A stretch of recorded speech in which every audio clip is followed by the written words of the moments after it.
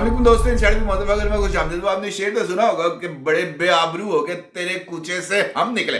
और आज मुझे इस शेर की अमली तफसीर नजर आई है। और आप अंदाजा करें कि कूचा हो, और कूचा भी हो कूचा जाना, बल्कि जाने जाना, और उस कूचे से जब भी आशिक गुजर रहे हो वहां से उनको मिल रहे हो फैज, और उसी कूचे से अगर आपको दोबारा वहां पर जाएं और इस मर्तबा जाएं और उसी कूचे से जो कूचा जाना हो वहां से आवाज आए चल निकल, तो फिर क्या हालत होगी? फिर तो यकीनी तौर पर बंदा ना सिर्फ चौंकेगा, कहेगा यार मेरे नाल बढ़िया की।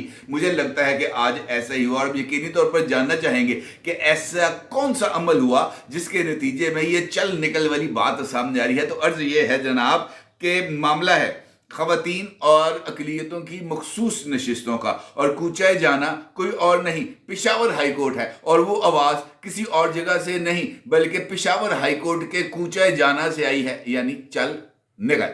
और ये बड़ी ही दिलचस्प सिचुएशन बनी। और यहाँ पर मैं आपको ये भी बता दूं कि दिलचस्प बात ये है कि ये चल निकल के अंदर अदालत से ज्यादा किरदार है जनाब मोहतरम अली जफर साहब का, जिन्होंने एक सवाल के जवाब में ऐसा मौकफ इख्तियार कर लिया जिसके बाद इसी कूचा जाना से इस दरखास्त को मुस्तरद करने के अलावा कोई और ऑप्शन बाकी ही नहीं बचा था। कैसे? अगर इस सवाल का भी अगर आपको जवाब चाहिए तो फिर हमें इस समात का मुख्तसर सा अहवाल आपके सामने रखना पड़ेगा, क्योंकि ये समात आज के दिन के लिए मौखूद हुई थी। कल पाकिस्तान तहरीक इंसाफ अल मरूफ सुन्नी इत्तेहाद काउंसिल का कोई वकील पेशावर हाई कोर्ट के रूबरू पेश नहीं हुआ था, जिसके बाद काजी अनवर साहब जो पीटीआई के ही एक वकील थे, उनकी दरखास्त के ऊपर समात आज तक मुलतवी कर दी गई। जिसके बाद बैरिस्टर अली जफर साहब खुसूसी तौर पर पेशावर हाई कोर्ट के रूबरू पहुंचे और वहां पर जाकर उन्होंने अपने दलाइल दिए। समात के आगाज पर जस्टिस शकील अहमद ने सवाल किया कि ये बताएं अगर आप इंतखाबात में हिस्सा नहीं लेते तो फिर क्या होगा, जिस पर बैरिस्टर अली जफर ने जवाब दिया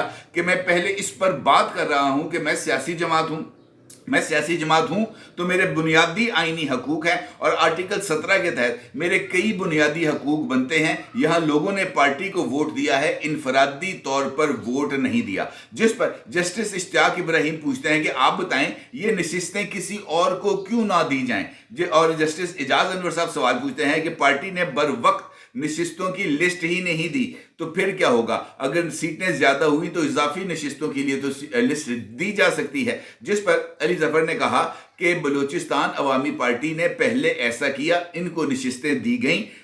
जिस पर जस्टिस एजाज अनवर ने कहा कि बाप का हक ज्यादा होता है इसलिए उनको नशिस्तें मिली। ये वो सवाल जवाब हैं इनफैक्ट जो घेरा जा रहा था अली जफर साहब को एक खास मकसद के लिए। और जैसे जैसे ये सवाल जवाब आगे बढ़ते जा रहे हैं, अली जफर साहब उसी घेरे के अंदर आते हुए नजर आ रहे हैं। जब ये सवाल हुआ कि जनाब बाप को नशिस्तें मिल गई तो एजाज अनवर साहब का ये कहना था कि बाप का हक ज्यादा होता है, तो जिस पर अली जफर ने कहा कि हमें बच्चा ही समझ लें, हमें बच्चा समझकर जो नशिस्तें हमारी बनती हैं वो दे दें। जिस पर जस्टिस एजाज अनवर का ये कहना था कि कानून ये है कि इंतखाबात में हिस्सा लेने वालों को नशिस्तें मिलेंगी। बैरिस्टर अली जफर का कहना था कि आइन में कहीं नहीं लिखा कि लिस्ट कब देनी है, दूसरी लिस्ट पर कोई पाबंदी नहीं।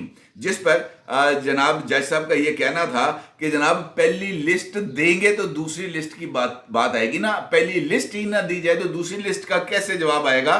जिस पर अली जफर ने कहा कि इलेक्शन कमीशन दूसरी लिस्ट को जारी करने से को कानून नहीं रोकता इलेक्शन कमीशन को कि जनाब वो दूसरी लिस्ट से ना ले। जस्टिस अरशद अली ने पूछा कि सेक्शन 104 में मैकेनिज्म है कि जब लिस्ट होगी तभी दूसरी लिस्ट दी जाएगी। जिस पर अली जफर साहब ने वो जवाब दिया जो उनके लिए गले का फंदा बन गया। अली जफर साहब ये कहते हैं कि जब सेक्शन 104 का जिक्र आता है तो वो पाबंद करता है। अली जफर साहब कह रहे हैं कि जब सेक्शन 104 का जिक्र आता है तो वो सेक्शन 104 पाबंद करता है किसको? सियासी पार्टी को। सियासी पार्टी क्या कहती है? वो कहती है कि सेक्शन 104 पाबंद करता है सियासी पार्टी को, और सियासी पार्टी को किस वजह से पाबंद करता है? वो ये कहता है कि सियासी पार्टी ने इलेक्शन में हिस्सा लिया तो वो लिस्ट देगी। इसका मतलब ये है कि अगर सियासी पार्टी ने इलेक्शन में हिस्सा नहीं लिया तो वो लिस्ट नहीं देगी। सेम इज द केस में सुन्नी इत्तेहाद काउंसिल। सुन्नी इत्तेहाद काउंसिल ने इलेक्शन नहीं लड़ा, उन्होंने इलेक्शन में हिस्सा नहीं लिया। उनकी पार्टी चेयरमैन ने खुद आजाद हैसियत से हिस्सा लिया तो फिर लिस्ट कहां से वजूद में आती है? तो इसका मतलब यह है कि जब वो बेसिक फाउंडेशन ही नहीं है, बुनियाद ही नहीं है, तो उसके ऊपर इमारत खड़ी ही नहीं की जा सकती। अली जफर साहब इस एक दलील को देकर ना सिर्फ फंस गए बल्कि उनके पास फिर इसके बाद वापसी का कोई और ऑप्शन नहीं था। और जनाब जो जज साहब थे पेशावर हाई कोर्ट के, उन्होंने इसी मौकफ पर उनका जनाब इससे आगे तो अब कोई और बात तो हो ही नहीं सकती। जब आपकी पार्टी ने यानी सुन्नी इत्तेहाद काउंसिल ने इंतखाबात में हिस्सा नहीं लिया तो इसका मतलब यह है, और डिक्लेरेशन भी उन्होंने इलेक्शन कमीशन ऑफ पाकिस्तान में दिया कि जनाब हमने इलेक्शन में हिस्सा नहीं लिया, लिहाजा ये जो सवाल हमसे बनता है कि मखसूस नशिस्तों के लिए फहरिस्त दें, तो वो फहरिस्त ही मौजूद नहीं हो सकती क्योंकि जब हमने इलेक्शन लड़ा तो फहरिस्त कैसी?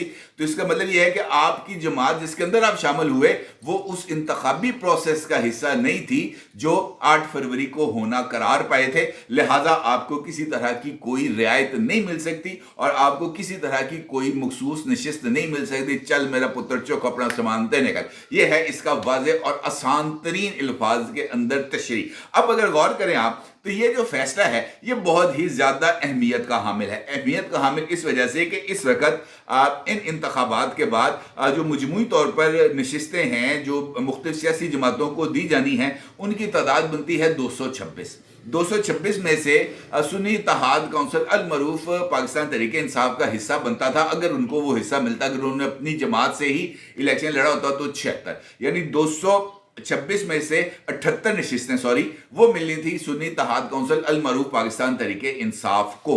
अब ये नशिस्तें इलेक्शन कमीशन ऑफ पाकिस्तान क्या कहता है कि जनाब आपने चूंकि इंतखाबात में हिस्सा ही नहीं लिया, आज़ाद उम्मीदवार किसी भी तरीके से इन मखसूस नशिस्तों के लिए एलिजिबल नहीं हो सकते, तो मुतनासिब नुमाइंदगी का असूल सुन्नी इत्तेहाद काउंसिल के ऊपर लागू नहीं होगा क्योंकि ये इस वक्त ऑब्सलीट है, क्योंकि इनकी कोई रिप्रेजेंटेशन नहीं है किसी पार्टी के अंदर। लिहाजा ये जो सीटें हैं ये तमाम की तमाम उन जमातों की दी जाएंगी जिनकी पार्लियामेंट में रिप्रेजेंटेशन है। लिहाजा इस फैसले के बाद ये जो बाकी मानदा 78 नशिस्तें हैं ये मिल जाएंगी जनाब शहबाज शरीफ साहब को यानी मुस्लिम लीग नून को, जनाब बिलावल साहब को यानी पाकिस्तान पीपल्स पार्टी को, जनाब खालिद मकबूल सिद्दीकी को यानी MQM को और दीगर जमातों को, मौलाना फजलुर रहमान समेत। और इसका दिलचस्प पहलू यह है कि इस फैसले के बाद शहबाज हुकूमत को जनाब मिल गया है लाइसेंस टू किल। आप कहेंगे जनाब लाइसेंस टू किल कैसे मिला? इसकी भी दास्तान बड़ी ही दिलचस्प है। दिलचस्प बात यह है कि शहबाज हुकूमत इस वक्त इक़्तिदार में है और शहबाज हुकूमत के इक़्तिदार में आने से पहले मुख्तलिफ जलसों के अंदर जिसमें खुद मोहतरम नवाज शरीफ साहब ने खिताब किया था, वो इस बात का मुतालबा करते थे या इस बात की ख्वाहिश का इज़हार करते थे पाकिस्तान की आवाम से कि जनाब अगर आप चाहते हैं कि ये मजबूत हुकूमत हो, आपको रिलीफ दे और आप ये चाहते हैं कि नवाज शरीफ वज़ीर आज़म बने, तब आपको हमें 2/3 अक्सरियत देनी है। और नवाज शरीफ साहब की ये बात पूरी हो गई कि 2/3 अक्सरियत मिली, लेकिन मुस्लिम लीग नून को नहीं मिली। वो तमाम की तमाम इत्तेहादी जमातें हैं, अब उन पर मुश्तमिल जो हुकूमत इस वक्त मरकज में बरसरे इक़्तिदार है वो 2/3 अक्सरियत के से ज्यादा की हुकूमत है और 2/3 अक्सरियत से ज्यादा की हमायत इस वक्त शहबाज शरीफ साहब को हासिल है। और लाइसेंस टू किल का मतलब यह है कि अब शहबाज शरीफ साहब के पास वो अथॉरिटी और वो पावर मौजूद है जिसके नतीजे में वो किसी भी जमात की ब्लैक मेलिंग से बालातर होकर काम कर सकते हैं। इस नंबर गेम में आने वाली तब्दीली के नतीजे में शहबाज शरीफ साहब की मरकजी हुकूमत इस वक्त एक इंडिपेंडेंटली काम करने की पोजीशन में आ चुकी है और वो सिंपल मेजॉरिटी के करीब तरीन पहुंच चुकी है। यानी अब अगर पीपल्स पार्टी फर्ज कर लेते हैं कि वो मुस्लिम लीग नून की हमायत से पीछे भी हटती है, तब भी सिर्फ 2 सीटों का फर्क है और 2 आजाद अराकीन मौजूद हैं और आराम से ये नंबर गेम पूरा हो सकता है। और अगर मौलाना साहब आ जाएं साथ तो फिर पीपल्स पार्टी की गेम तो बिल्कुल ही खत्म होने के इम्कानात बन जाते हैं नेशनल असेंबली में। लेकिन ऐसा नहीं होगा क्योंकि ये 2/3 अक्सरियत की सरकार चलेगी और लाइसेंस टू किल हासिल है। आपको पता है कि पार्लियामेंट के अंदर 2/3 अक्सरियत का मतलब क्या है? मतलब यह है कि आप हर तरह की कानून साजी कर सकते हैं, आप एक्ट ऑफ पार्लियामेंट बना सकते हैं, आप फाइनेंस बिल मंजूर करा सकते हैं, आप धड़ल्ले से मन मर्जी कानून साजी कर सकते हैं। ना सिर्फ ये, बल्कि आप 2/3 अक्सरियत के साथ आइन में तरमीम भी कर सकते हैं। और आइन में तरमीम का जो इख्तियार है वो इस वक्त पाकिस्तान तरीके इंसाफ के लिए जो एक डरावना ख्वाब है उससे ज्यादा कम नहीं है। क्योंकि एक वीडियो के अंदर मैंने आपको बताया था कि ये जो 2/3 अक्सरियत है मुस्लिम लीग नून की, उस वीडियो का थंबनेल भी आप अपनी स्क्रीन पर देख सकते हैं, थंबनेल है 2/3 अक्सरियत कंफर्म। और उसका मकसद क्या था? मकसद ये है कि ये जो डरावना ख्वाब है वो बन रहा है कि पाकिस्तान तरीके इंसाफ के लिए कि जस्टिस काजी फैज ईसा साहब को एक्सटेंशन देने का कोई सोच किसी न किसी लेवल के ऊपर पाई जाती है। और ये बात कंसिडरेशन के अंदर किसी न किसी लेवल पर मौजूद है कि जिस तरीके से चीफ ऑफ आर्मी स्टाफ के ओहदे की मियाद है, यानी कोई भी जनरल को जब प्रमोट किया जाता है, उसको 4 स्टार जनरल बनाया जाता है, उसको चीफ ऑफ आर्मी स्टाफ बनाया जाता है, तो उस ओहदे की मुद्दत हो जाती है 3 साल। चाहे उन्होंने एक दिन बाद रिटायर ही क्यों ना होना हो। जनरल आसिम मुनीर साहब इसकी मिसाल हैं। इसके साथ अब ये बात पर गौर किया जा रहा है कि जो भी चीफ जस्टिस बने उसके भी ओहदे की मुद्दत का तयन कर दिया जाए, कतई नजर उसकी उम्र क्या होगी, ओहदे की मियाद का तयन कर दिया जाए। यानी जो भी जज, सीनियर मोस्ट जज चीफ जस्टिस बनेगा तो वो चीफ जस्टिस 3 साल के लिए चीफ जस्टिस ऑफ पाकिस्तान के ओहदे पर मौजूद रहेगा।